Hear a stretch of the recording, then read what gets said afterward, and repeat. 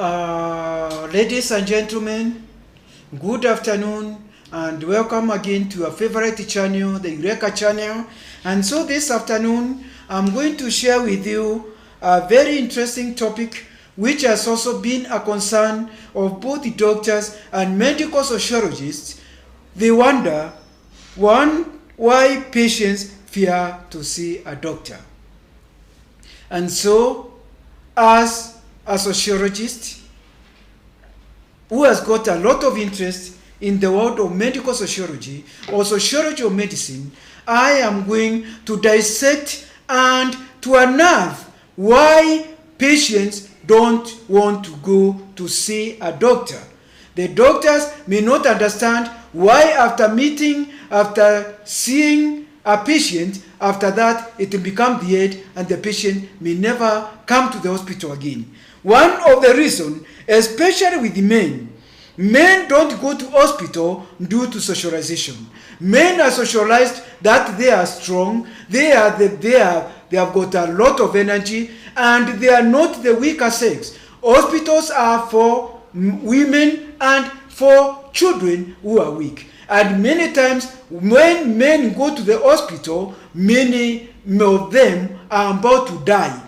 And if you also happen to see a man around the confines of the hospital, they might tell you that I just come to look for somebody and come to see a friend here. It's not that I'm sick, I'm okay. So they end up faking sicknesses, and when they have to go, and there is a lot of pressure from the family, there is a lot of pressure from the wife, pressure from the children, or pressure from the community, especially when they are coughing so much, they are pressured that they have to go to the hospital. So many times men go to the hospital, and when they decide to go, they are about to die and they end up dying. So they don't go to hospital because of socialization. They are strong. The machismo aspect that our men are very, very strong. Then others will not go to hospital because of religion. Some religion, because of their faith, they don't go to hospital. Others will not go to hospital because they feel it is time consuming. They are going to waste their time. They have got their businesses. They have got shambas. They have got cows to look for. And so they don't want to go to hospital to waste time. Others, they would also feel that they have got no cost. If they go to hospital, there is going to be prescribed some drugs. They don't want to be prescribed some drugs because they have got no money. Others, they feel the hospital is likely, they are likely to be admitted in the hospital. And to them, prison and the hospital, they are no more different. In the hospital, there is impersonal, there is no touch between the doctor and the patient. There is no feeling. People are known by the personal, by the number. The patients are given numbers. They are given a uniform, like prison. There is not that personal touch. You don't go to see your patient to visit them anytime. There is the hour to go and visit them.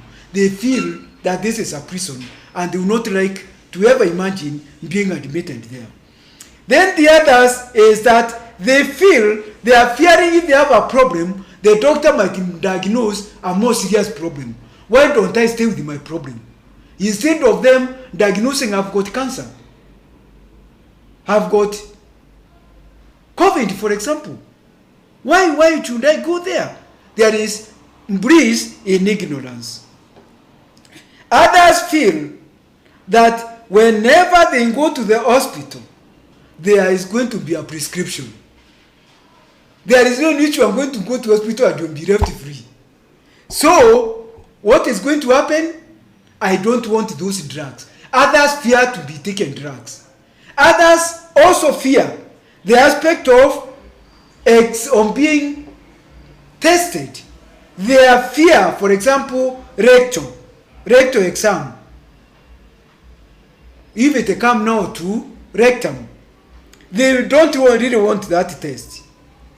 Others, they feel that they don't have, they are unable to go to the hospital because some they have got time only after work, so it is not convenient. Then others, especially men, they find going to the hospital is giving in to their nagging wives. They feel that they are being controlled. The wife has been pressuring them. They feel that if they go, it means that now the wife is controlling them. So why should I go? Then others, there is also the issue of you don't have a relationship with a physician. So why do you go to a stranger?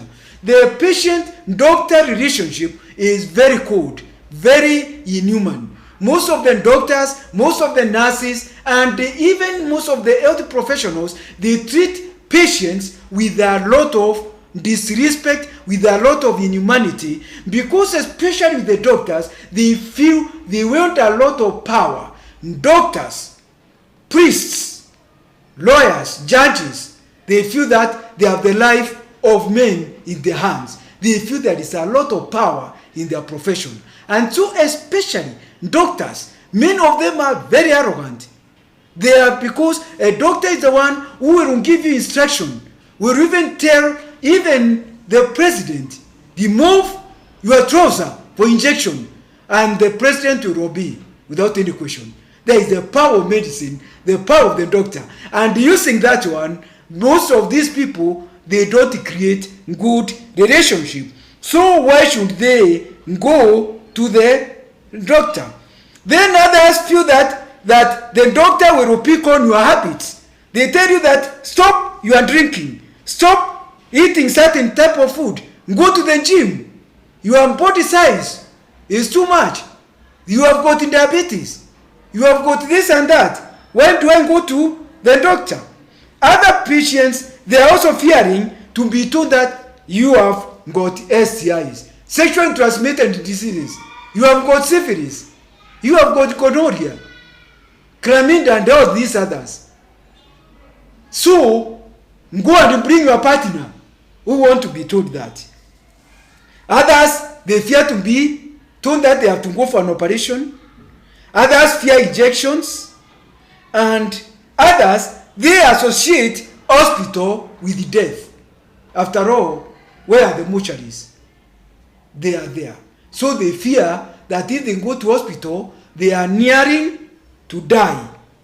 So they associate hospital with death, hospital with the prisons, hospital with unfriendly people, hospital with the strangers. Otherwise, thank you very much for listening to this video, and I'm hoping that even doctors and sociologists, they are going to understand these dynamics. And I would also like to advise you, if you want to get more on doctor-patient relationship, you can read my book called The Limits of Medicine, which I've written as a medical sociologist. Thank you.